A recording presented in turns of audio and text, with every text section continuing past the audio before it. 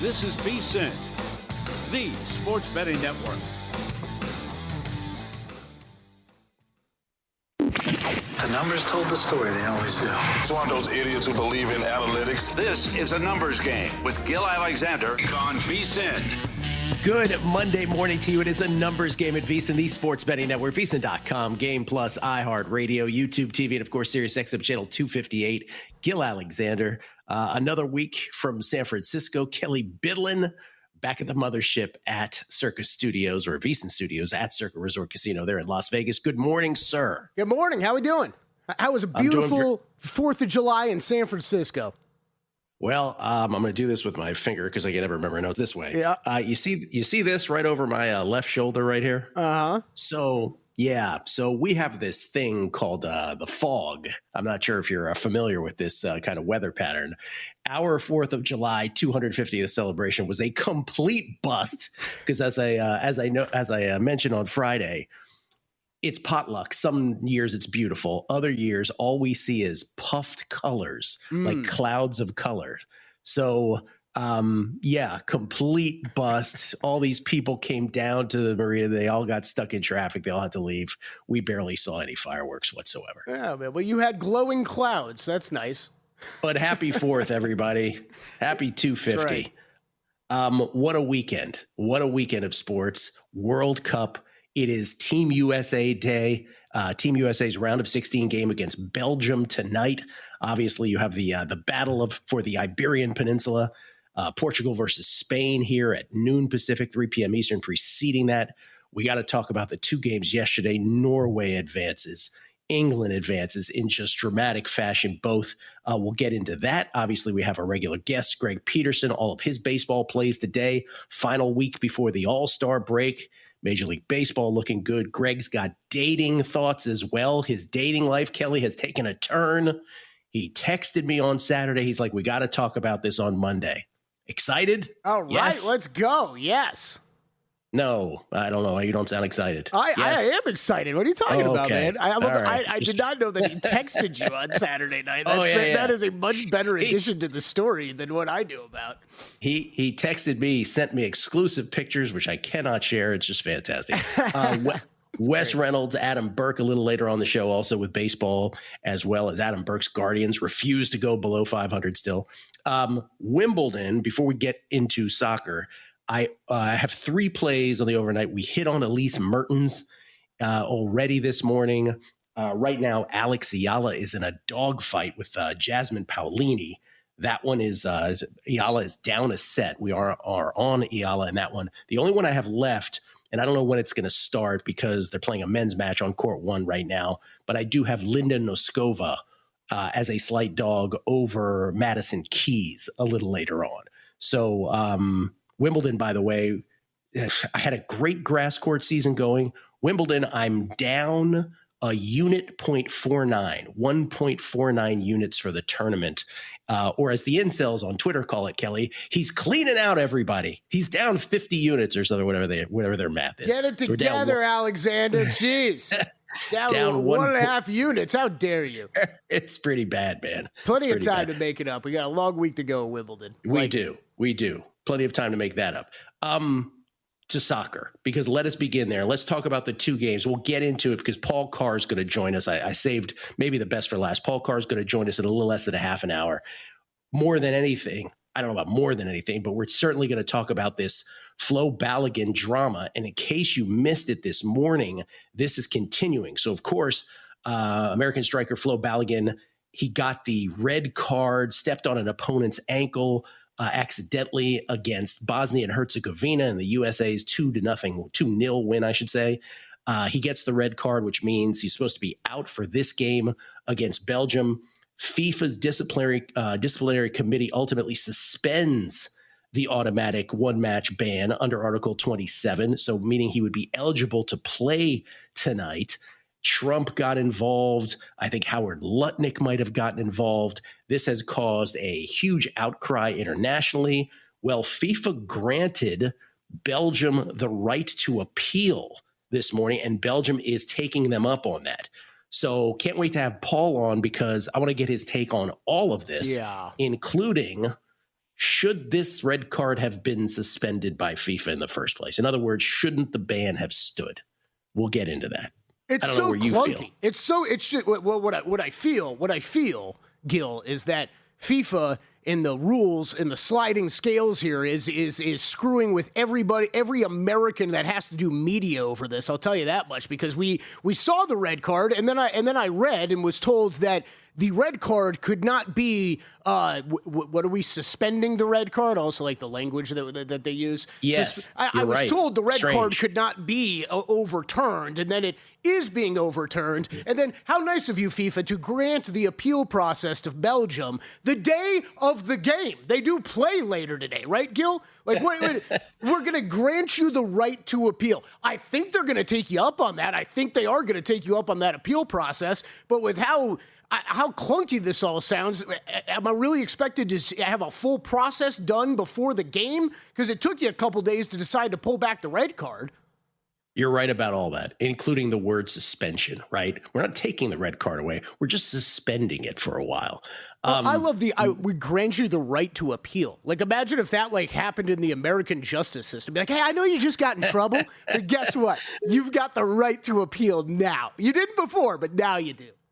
Well, by the way, Belgium again has accepted this right to appeal, and they are appealing.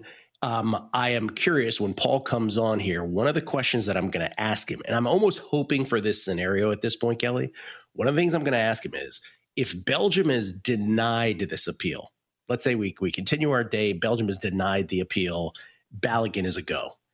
Will U.S. men's national team coach Mauricio Pochettino, will he then say to himself, you know what? I'm not going to start Balogun.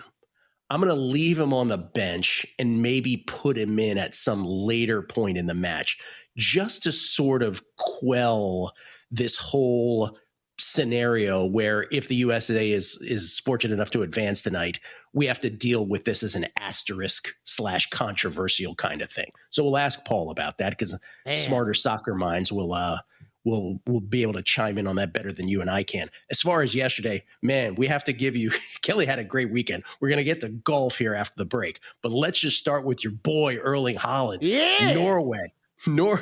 Norway gets it done. By the way, I'm going to say this again, guys. If Norway plays the United States in the final, that would be the matchup if Norway and USA advance all the way there. I'm not sure where Kelly's allegiance will be, but Erling Haaland scores not one, but 2 late goals. Norway on their way into the quarterfinals. They took down Brazil yesterday 2-1.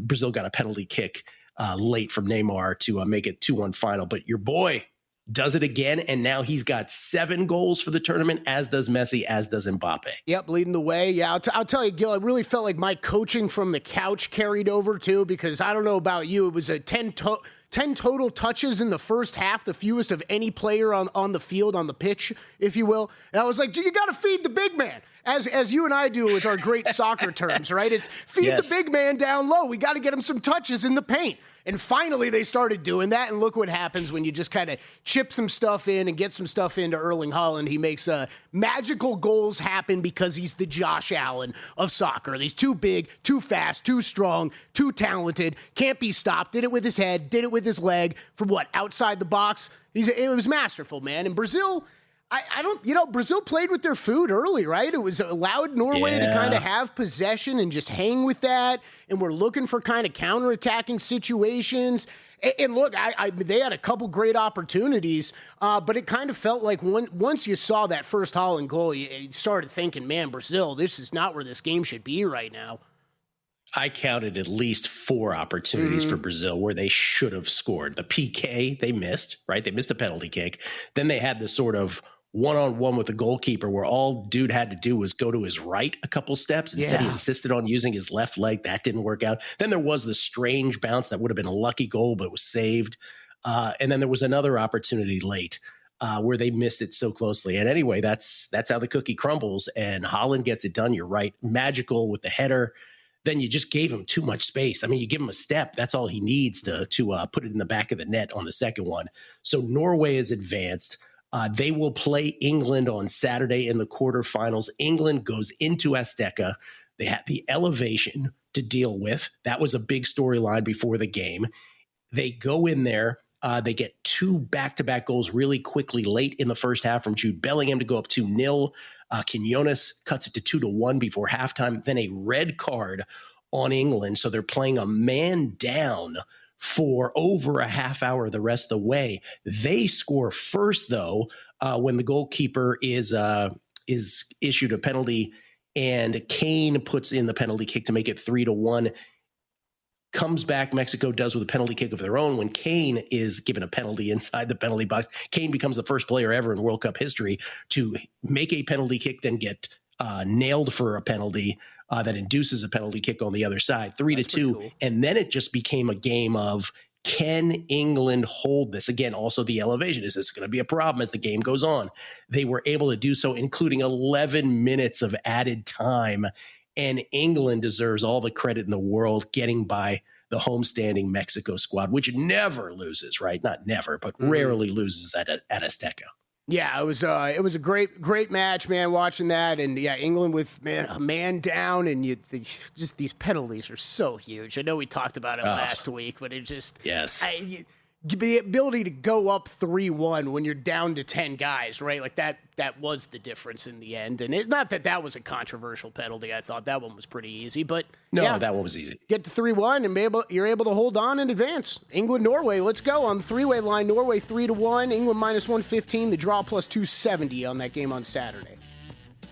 Wow. What a tournament, man. What a boon this has been for us midsummer, also just from a content perspective. And just watching it with the soccer hardos and us like, oh, that's a penalty? Oh, is that a penalty? How's that not a penalty? Right, that kind of thing, the discourse back and forth.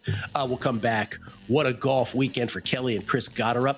We'll get to that next on A Numbers Game at VSiN, the Sports Betting Network. You're here because you want an edge. That's what separates listeners from winners. But let's be real, mindset alone doesn't get bets home. Pros win because they've got the tools, the data, and the discipline. And now so can you. VSiN Pro gives you access to the same real-time insights the sharps use. No secrets, no fluff, just actionable info that moves markets. Tap the link and see why serious bettors are turning knowledge into profit with VSiN Pro.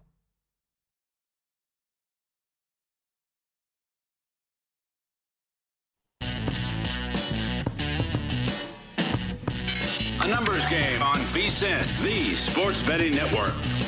The fireworks have faded for some of us. They never started. But we're still celebrating here at VSiN through July 7th. For just $299, you get 2 full years of VSiN Pro access.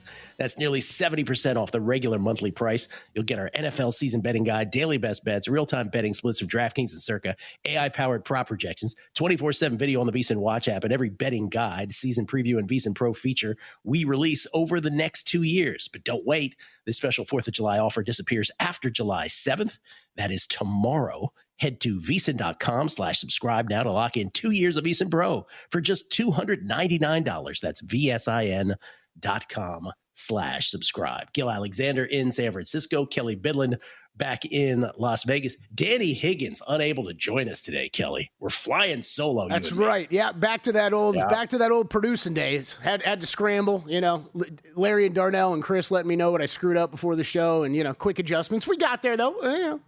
15 minutes, solid 15 minutes so far. So wait, what's this? You have until today. You completely do not produce anymore. Is that the story? No. It's just more. Danny handles a lot of the stuff right before the show, so I gotta get back in that mode. All right, we get tweets, Kelly, at Beating the Book. The Better Life, Tim Lawson. In my opinion, the worst failure in this situation is that FIFA lacks a mechanism to appeal red cards in the World Cup formally. Should have been able to properly address this in the first place rather than digging deep for a workaround. Yeah. Perfectly stated from Tim Lawson, who knows his soccer. Shrek McPhee. Balogun must have had Sorsby's lawyer call FIFA about the red card. Talking about Brendan Sorsby, formerly of Texas Tech University. Minky Monkey Man. I'm glad somebody said this. Minky Monkey Man says, hey, Gil, I couldn't help but giggle every time the broadcasters used altitude instead of elevation. Must have been a dozen times. Me too, man. Every time I'm like, elevation. Every time they say, I go, elevation in my head. And sometimes out loud, Kelly. You should know. Sometimes out loud to myself. Darren Frazier, happy Monday, Gilly and Kelly. Wanted to thank you for the tennis play on Friday. Paired it with a heavy favorite for a nice payday. And if you want to see fireworks, you just have to escape the city to drive about 30 miles east of the Central Valley. Oh, I know that, Darren. I know that's the case. You just have to leave the city. We're not leaving the city. We're very snobbish here in the city. We're just going to stay here and endure. By the way, do we have that tweet from Carl the Fog by any chance, Kelly? No, Anywhere? You know what? I don't think I do, Gil. That's my bad. I do not think I got that one in. That's yeah, a I'm tough sorry. one. Don't worry. I got Carl, the next one coming up. Okay. Carl the Fog, by the way, tweeting about this and sort of saying, you know your 4th of July plan, San Francisco, for $250? Watch this. This is from Colin Murphy. I think we have to look at overcards in the U.S.-Belgium World Cup match. With this decision, you have to believe this match is going to be chippy. I could see Belgium initiating a lot of extracurriculars and the U.S. retaliating. Jason McKinney, did the fireworks world record count from D.C. include Trump's call to FIFA? I hope Fezzik was able to watch the D.C. fireworks show. It was outstanding. I think Fezzik was in Tahoe, I want to say, for the fireworks. I don't know if he was back from Tahoe, but I think he had himself a lovely time, because you know how seriously he takes fireworks, Kelly. Well, that's a great place to do it, right? Get out on the lake. You can fire off as many as you want. That's a perfect spot for fireworks. If Fezzik's got it figured out, he's got it figured out. Real quick, because I don't want to forget this later on the show. Have you seen the latest Brandon Ayuk drama? Yeah, this is rant. So for those who thought it was like fait accompli that Brandon Ayuk was going to be a Washington Commodore, this has Antonio Brown vibes. I think Will said that on the group chat. He's right. This is starting to be really weird. Brandon Ayuk on Instagram just continuing to nuke his job prospects at this point, as Jeremy Fowler said over at ESPN. He is talking schmack to Jaden Daniels now, Kelly. I do not understand what his angle is here at all. But they unfollowed each other as well. Like, this was the one landing spot, the Washington Commanders, where you thought, oh, okay, well, like a team actually wants him. Yeah. And now he's obviously trying to force the Niners' hand to cut him. But this seems really stupid to like go after the best player on the one team that seemed to want you anyway. Just crazy. Bold strategy, Cotton. It's interesting to go after the quarterback for sure. Let me quote. I'll leave it at this. I'll just quote Brandon Ayuk. Kelly, quote, "You gonna have to stop running behind your mama, and I might believe what you're talking about." Unquote. Okay. I'm gonna use the Jonathan. That's the Jaden Daniels. Yeah. I'm going to use the Jonathan Von Tobel line about Jonathan Kuminga. Brandon Ayuk is quickly becoming the most covered, like, average player out there. Like, I totally agree. And I don't even mean to say average. The difference between a Jonathan Kuminga and Brandon Ayuk is I think Brandon Ayuk's good, but for how much we talk about him, we haven't seen him on the football field in like 2 years, basically. Like, this is. We talk about this guy all the time, and I'm like, I don't know what he's going to be when he shows up and plays in it. Totally agree. And at this point, if you're a Commanders fan, as I am, you have any inkling of you wanting him on the team has quickly gone to, yeah, we're good. You're good, buddy. We don't need you. Just a really weird sort of trajectory on Brandon Ayuk, who we still don't know if he's playing, and if he is, where next year in the National Football League. As you said, who knows what he even is at this point. To golf, Kelly, you had yourself. Would you? Well, I don't want to say what you actually texted in an Erling Haaland / Chris Gotterup text, but let's just say you were very pleased. It was like 30 minutes, and it was like, okay, this is where these golf wins are tough, Gil. Because we do a golf betting podcast. We have Wes Reynolds coming up later on the show, and unfortunately, what's that called? Long Shots. Long Shots, name of the podcast. Go check it out weekly. Yes. We've had a couple of these tournaments before, and it's always uncomfortable. It's the final day leaderboard where everybody has someone in the running, and we've had a couple. This is now the second time where I've had one guy down the stretch late, and Matt and Wes have been on another guy at much longer odds, and they were both on Ben Coles in this tournament. And it was Gotterup was 5 shots off the lead heading into Sunday. We talked about this event being a birdie fest. So, yeah, scoring was out there, but it's not like I really thought Goddard was going to be able to catch these guys and pass them. He goes out there, shoots 9 under 62. He's able to get in the clubhouse at 20 under. Ben Coles, who had been leading the tournament for a while, he goes and he bogeys 15 to bring him back to 19 under on 16 on the par 3, steps up and bounces back, gets a birdie to tie this thing back at 20 under. Par 5, he has to go and par that at 17. So we go all square for him leading into hole 18. And I think Erling Haaland scores. Ben Coles tees off, hits it down the fairway, and then that approach shot just clank off the side of the green into the water. His tournament's over. He can't save par. And Goddard, who'd been hanging around on the practice range getting ready, thinking he's going to have to play a playoff, doesn't have to do that anymore. Just wins it in regulation. So nice for me. Bittersweet for the podcast in general, because there's not many texts going around, obviously, as that's closing out. But Chris Goddard, man, this is 3 wins now on the season, 4 in the past year. This dude is incredible, and a major win I think is coming soon. And it's sometimes it's the basic skill, and this guy really is. I talked about him last Wednesday, heading into this tournament. You were looking at strokes gain stats for the last 16 rounds. He was second in the field off the tee, second on approach, second with putting. And it's just sometimes when you see a player like that and he's got the distance that he has off the tee, he makes it look simple sometimes, and he did on Sunday. That was for sure, because every drive was long, every approach was good, and then he's drilling all these long putts. Chris Goddard, he's really rounding into one of the better players on tour. Well, Rick Gaiman put it in context, for us on Twitter. Our buddy Rick Gaiman at Rick Run Good. Most wins in the last 365 days on the PGA Tour. Scotty Scheffler 4, Chris Goddard 4. That's the list. Yep. Those 2 guys. Fitzpatrick and Cam Young with 3, Rose and Clark with 2, and then 30 dudes with 1. But that's it. Scheffler and Goddard. And then Kyle Porter, putting it in even greater context for everybody on Twitter. Chris Goddard has the same number of wins in the last 12 months. That's 4, by the way, than all of these players combined. The same number of wins than all of these players combined. You ready? Deep breath. Rory, Ludwig, Rahm, Sam Burns, Cantlay, Siwoo, McNeely, Harris, English, JT, Lowry, Ricky Fowler, Spieth, Keegan, Brian Harmon, Corey Connors, Jason Day, both Højgaards. He said all the Højgaards. Sepp, DJ, Brooks, Sung Jae, Cam Smith, Tom Kim, Sergio, and Tony Finau. All those guys combined equal Chris Goddard. Yeah, that's how magical it's been. Yeah, it's always, I think it's one of the toughest and most interesting things about handicapping golf, Gill, is you've heard me mention it. We use the term on this podcast all the time, win equity, right? There's guys that can go out there and finish top 10, top 20 on a regular basis, like a Siwoo Kim or a Patrick Cantlay. How often do you go out there and win? Chris Goddard has proven he's a winner.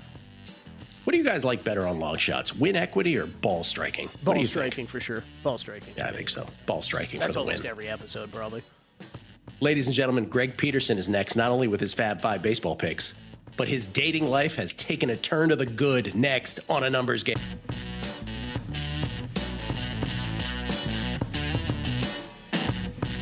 A Numbers Game on VSiN, the Sports Betting Network.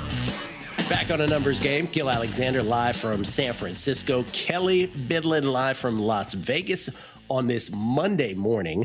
Normally, I would read a bunch of tweets here, but there is just too much ground to cover with our next guest, not only in terms of his Fab 5 baseball plays, but because his well-documented dating life has taken a turn for the good. Greg himself tweeted this out. I believe this was on Saturday. Don't hold me to that. He'll tell us.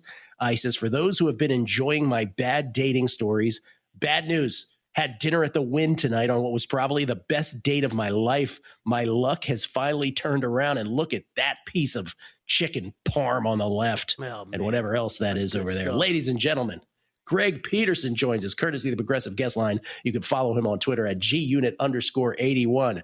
Greg, do tell. How was it? Wow. That's all I need to say. It was a very, very amazing weekend. It was great. I don't know how this happened. If I tried to file this into to Hollywood as a movie script, they would turn it down. It was that amazing. It was that unreal. And I'm glad to be joining you. Thank you. All right. Wow. So wait, before the break, before the segment though, you said this was less a date than it was a weekend rendezvous. What do you mean by that?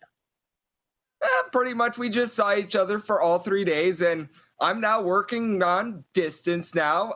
Something I never thought I was ever going to do. I always thought, person has to be in the area and everything like that. And I thought, because we met on Hinge. That's the way that we met. This is a person that I didn't know at the time when I swiped was outside the area and visiting for the weekend. So it was like, okay, she asked me if I was going to be willing to do a distance thing, if I was willing to meet her this weekend. And I was like, sure. And like for the longest time, I was thinking, am I going to get robbed here? Is this AI? Am I like being set up or something like this? We're going to go with it. I like the profile. I like everything that I'm seeing. Let's just give this a shot. I have been let down too many times. What's one more letdown? Anything but a letdown. Very, very real. Very, very amazing weekend. I could not be happier. Because most people who just heard that, Greg, as you probably surmise, heard in town for the weekend, their brain goes somewhere, right? And what you are saying is their brain shouldn't go there? Exactly. Very much exactly. Wait, it should. Okay. It should though. This girl, you're telling me this girl had a conversation with you before you ever took her out for anything and was asking you about dating you going forward beyond this weekend? Yep, she said, let's see what happens this weekend and let's see what happens moving forward, and what we are moving forward. Wow. Okay. Would you care to share what her profession is, Greg? I will leave all of that out of it for right now, but she does very, very, very well for herself. Okay. And it's not by the way, when I say profession immediately, I'm thinking, people are going to think no, not that. It's like stated a legitimate profession and a really a noble one. Greg, I wish you the best. I hope that it only continues to be awesome. Let's leave it at that. Greg Peterson, ladies and gentlemen, things could be looking up, or, we'll see. We'll see how they're definitely looking up. They're definitely looking up. They're looking up. I'll leave it at that. I know that much. I'm starving. Looking at chicken parma. By the way, can we show that one more time? That's a chicken parma. What is that on top there, Greg? Sea bass. Sea bass. Oh man, ladies and gentlemen, this man goes to the Wynn. Has himself a great meal. Hey man, you run 12 miles a day. You can afford to do that. Oh yeah. All right, Greg. Major League Baseball. It is the final week before the All-Star break. Home Run Derby next week. It's a fun time of year. Trade deadline coming up. The draft and then the trade deadline. Let's start with your Fab Five and let us begin with what is the series of the week. We have a 4-game set between the Yankees and the Rays. The Yankees find themselves 4 games out. This is one of these series. I was on with John Yastrzemski and Will yesterday on VSiN on the weekend, and John's point was a good one, which is, boy, the Yankees have to at least tread water here, right? They can't crater. You can't get swept, that's for sure, because all of a sudden 4 becomes 8 into the break. At the very least, you want to split here. Today, it is Cam Schlittler on the hill for the Yankees, and I would imagine you would probably take the same approach as I am here, which is this is the one the Yankees absolutely have to win because of that. Yep, absolutely. And for the Yankees, Cam Schlittler, yes, he had a really rough start last time out against the Detroit Tigers. He's an underdog to Griffin Jacks. Like, I wish you could put it more simply. I wish I had more complexity with his handicap, but I'm getting plus money on Cam Schlittler against Griffin Jacks. That's the Godfather offer that you cannot refuse in this situation. You look at what Cam Schlittler has done away from home, too. He's got a 1.03 ERA in games played away from home. So he has been tremendous away from Yankee Stadium. And to the credit of Griffin Jacks, he had an 80 ERA coming out of the bullpen with 3 home runs allowed per 9 innings. That's gone down to 2.65 as a starter, but he's still giving up over 1.4 home runs per 9 innings as a starter. The Tampa Bay Rays have by far the higher bullpen ERA. Now, they've also got Junior Caminero. I'm not even kidding when I say he's had 11 home runs in 12 games. The guy is hotter than lava. It's absolutely insane. But for the Yankees, being able to get plus money on Cam Schlittler, this team really, really needing wins after they have fallen and can't get back up the last few weeks. I think that this is the time where they finally get back up. Give me Cam Schlittler and the Yankees on the money line. Glad you went hotter than lava. Thought that was going somewhere else. Big 4-game set again between the Yankees and the Rays. Heading into the All-Star break, Rays start the series with a 4-game lead over the Bronx Bombers. Then there's the Braves. The Braves lead in the NL East is, how can I put this, precarious. 3-game lead over the Phillies, 4.5 over the Marlins, Greg. Braves, though, have an easy schedule here in the month of July. They need to take advantage. They got the Mets tonight. What do you have here? And that's always good news. When you see the Mets on your schedule, you need to be winning these games right now because they just have not been good this season. And Freddie Peralta, holy crud. He has given up 25 runs in his last 5 starts. You want to talk about a signing that is just completely blowing up in their face. Man, this is not good. And for Ronaldo Lopez, he started out the season as a starter, goes into the bullpen. Now he's back as a starter. He's got a fielding independent that's about a point higher than his ERA. So I do like that 8.5 to the over, but I'm holding back the Atlanta Braves here because they still have the number 1 bullpen in the big leagues in terms of ERA. So if Ronaldo Lopez, who's been in the bullpen for quite a bit, doesn't give you a ton of length, you're fine there. And for the Mets, they have an offense that has just been terrible away from home. They're averaging about 3.7 runs per game away from home, dead last in the National League. Guys on named Juan Soto have been awful for the team. And I know that for the Braves, Drake Baldwin has outbid himself since coming off the injury list. They've had some issues with that offense, but I trusted them to be able to get the job done against a guy in Freddie Peralta that has just been terrible over the last month or so. Give me the Braves on the money line. Am I seeing a late ad here? Do we have a Brewers-Cardinals play tonight as well? Absolutely. With the Brewers versus the Cardinals, this is going to be a spot where I'm going to be looking at what we've got here with that total of 8 to the over. With Shane Drone, he's been rock solid. He's been able to give you a sub 350 ERA, sub 350 fielding independent. Dustin May is coming off of giving up, though, 11 runs in 2 2/3 innings in his last 2 starts. That's even worse than Freddie Peralta's been in his last 2 starts. So that's not a place where you want to be. And for this Brewers team, they just hit you death by a million cuts. They're averaging 5.2 runs per game. That's a top 4 mark in all baseball, even though they're one of the lesser teams in all baseball in terms of home runs on a per at-bat basis. For this Cardinals bullpen, they've been below average with regards to ERA as well. This is, by the way, going to be a game before a double dip on Tuesday. So you have to think that these starters are going to need to go a little bit deeper into this game because they're going to want to save as many bullets as humanly possible for 18 innings on Tuesday as well. So that means that you're going to see these starters probably be out there a little bit longer than they normally would. Give me that 8 to the over. All right, Padres Diamondbacks. Speaking of holy crud, as you put it, Greg, both teams a game below 500, both teams 14 behind the Dodgers, and it should actually be worse, right? Their run differentials are terrible. You're playing this 2 ways tonight. Yep, I'm going to be taking a look at the Padres on the money line and the under. Walker Buehler has been better than his ERA. He gives up the 9 spot in his last start against the Chicago Cubs. Absolutely awful. He had given up 1 earned run in each out of his previous 4 starts. So I think that there's going to be a little bit of bounce back here. Fielding independent, about 0.75 points better than his ERA. I just still don't trust him. Brandon Pfaadt on the flip side for the Diamondbacks. Yes, first start in quite some time. He looked relatively solid, but guys getting only 6.9 strikeouts per 9 innings, 1.7 home runs, 3.7 walks allowed per 9 innings, about a 5.50 ERA. And for the Padres, they still have one of the better bullpens in all of baseball. It's a little bit warped by that series that they had against the Chicago Cubs where the wind was just blowing out to high noon. But that said, I think that the Padres here at home, they get the job done, like that under, and I like the Padres on the money line. Bonus play, Giants, Blue Jays. What do you got? Absolutely. With this one, I'm going to be taking a look at the under. It's been a rough go of it for Kevin Gausman and Landon Root, but both of these guys have pitched much better than what their ERAs would indicate. For Root, fielding independent, well north of a point lower than his ERA. And Kevin Gausman, he's not walking anyone. He's given up less than 2 walks per 9 innings. This is a Giants ballpark that is one of the most pitcher-friendly in all of baseball. For the Giants, they're a bottom 6 team in terms of run creation at home as well. And Blue Jays, they're averaging 3.7 runs per game away from them. That's bottom 5 mark, so in on the under. There you go. Greg Peterson's Fab 5. We'll put him back up later on the show. A question from the numbers guys. With your jogging streak and your college basketball podcast streak, do you consider yourself a creature of habit? Yes or no? Yes. Yes. How could he not? Thank you, Greg. Congratulations on the dating life. Coming back on a numbers game right here at VC.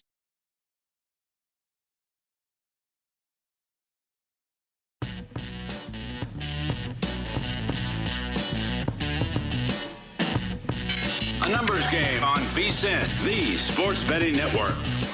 Unmatched transparency with records updated daily, AI betting analysis, real-time global betting info, and alerts directly from the pros. Check them out. Sharpplays.com. You can scan the QR code for more. Once again, sharpplays.com. Don't put the word "the" in there. Just sharpplays.com. Right. We get tweets at Beating the Book. Always appreciated from everybody. Brian Young, Notorious Guns, starting the week off right, listening to the boys. Gill and Kelley on a numbers game. Enjoy the show daily. Keep up the great work, boys. Thank you so much, Brian. It's very nice of you to check in. Appreciate that. iHeart SEC podcast. The life of sports bettors. Both tennis plays come in. Australia, Egypt draw. Yankees win. And the minus 700 Argentina goes to extra time. Parlay up in smoke. FML. Yeah. That happens with parlays. That was the Kelley Bydlon Independence Eve 5-leg parlay, Gil. Oh, is that what that was? Yeah, the only leg that didn't get home was Argentina money line. You can have a dime for every time that happens. Yeah. Chris Hartman, Gill hitting the over in the Norway game more than makes up for the quarter hit dog loss on the pseudo under. Okay, we got to talk about this. We got to talk about the hot dog contest on Saturday. You're gonna have to explain this the situation with pseudo to me. I didn't get. Okay. I read it afterward. I didn't understand it at all. Well, we won both of ours. Mm-hmm. We hit the pseudo under because we had 39. And then we hit the combined under 2 between Chestnut and Pseudo. Chestnut wins going away, Pseudo wins going away, but they both, as we sort of predicted with the weather, went under their over-under. So the issue, first of all, let me give you a shout out, because on Friday you said something I think was the most prescient comment of the whole weekend, which was, we're talking about this for a whole segment. We're breaking down this hot dog eating contest, talking about the temperature, talking about how they did when the temperature was this high back in 2010, at least in Chestnut's case. Here's why we're making the bets. And then you added at the end, you go, and you know what? I'm probably going to forget that this event is even happening tomorrow, and I'll just sleep through it, or I'll just live my life through it. Yeah. And that, Kelley, is exactly what happened. Yeah, me too. I know, me too. It's the combination. The one thing I left off on Friday, it was what I said on Friday was it's just the only sporting event every year that I feel like on the West Coast becomes tough, because it's 4th of July. There's other things going on, right? And like the men start at noon Eastern time, like that. It's 9 a.m. out here, so you better be ready. But the other thing is it's a whole 10 minutes, right? Unless you care about the whole lead up and everything, like it's 10 minutes, so you better be there and you better not be late. It's a bit, because I'm sweating out tennis matches, right? So like your brain is on these things that you're betting much larger, right?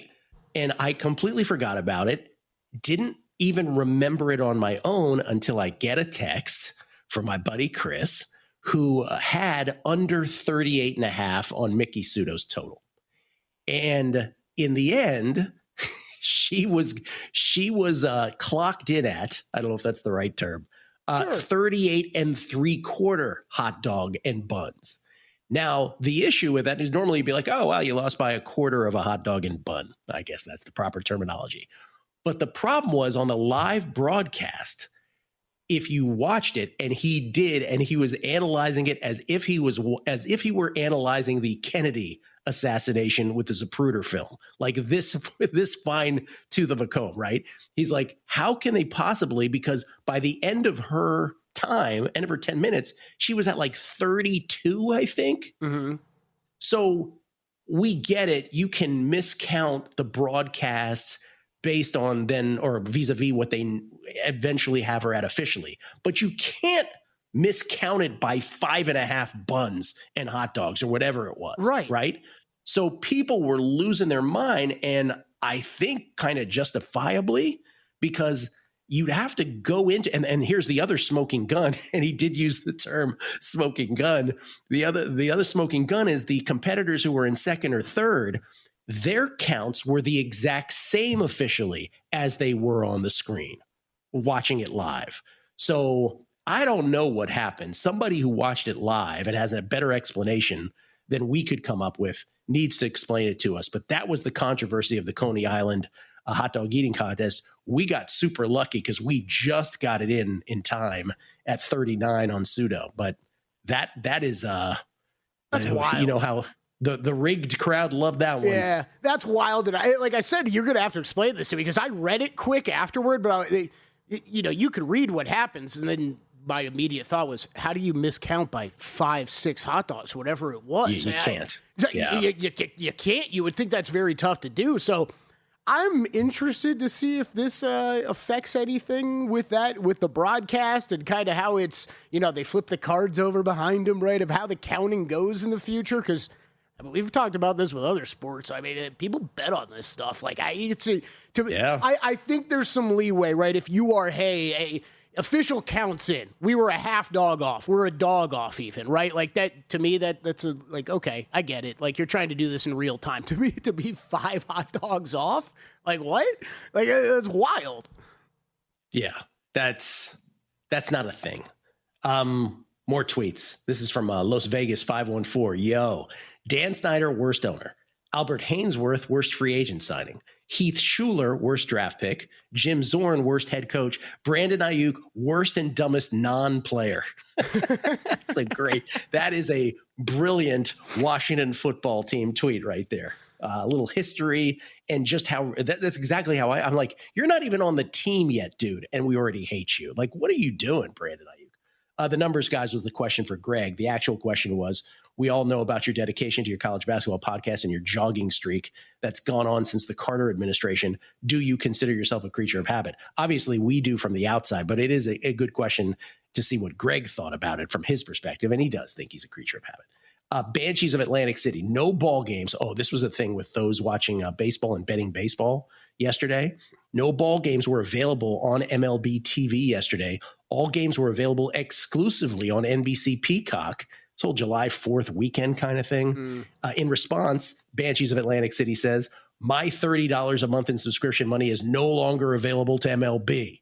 That money will now be available exclusively to my Gumar or possibly my side piece.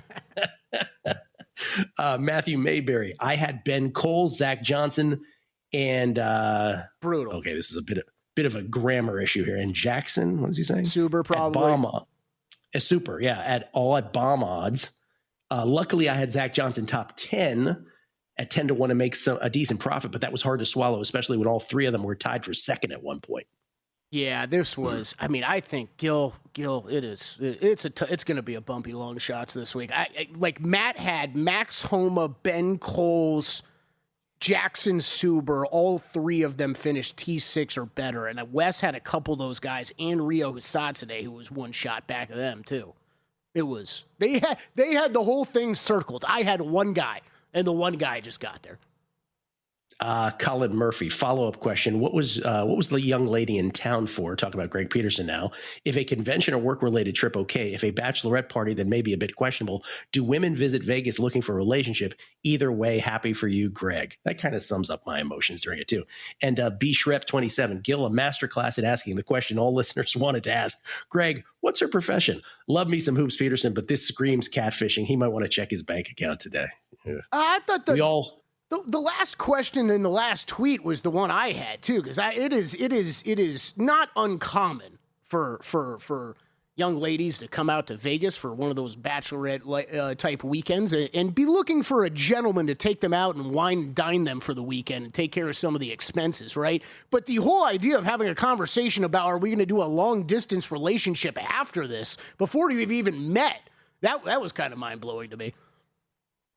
Ladies and gentlemen, it is July, and that means we are involved in another baseball monthly market, most wins in the month of July.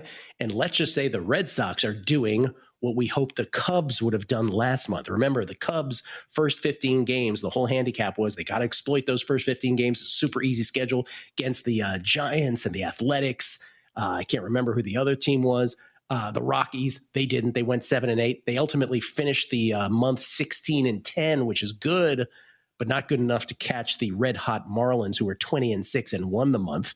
Nobody had the Marlins. The Red Sox are exploiting at least the first 4 games. They are exploiting the easy schedule. They are 3-1, Kelly, out of the box. My 80-1 play on the Boston Red Sox. The Rockies currently have the lead in the very early going here of July at 4-1.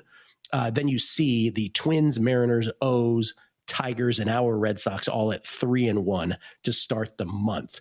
Of course, there is an all-star break that begins right at the end of this week. So there are fewer games played in this month than any other.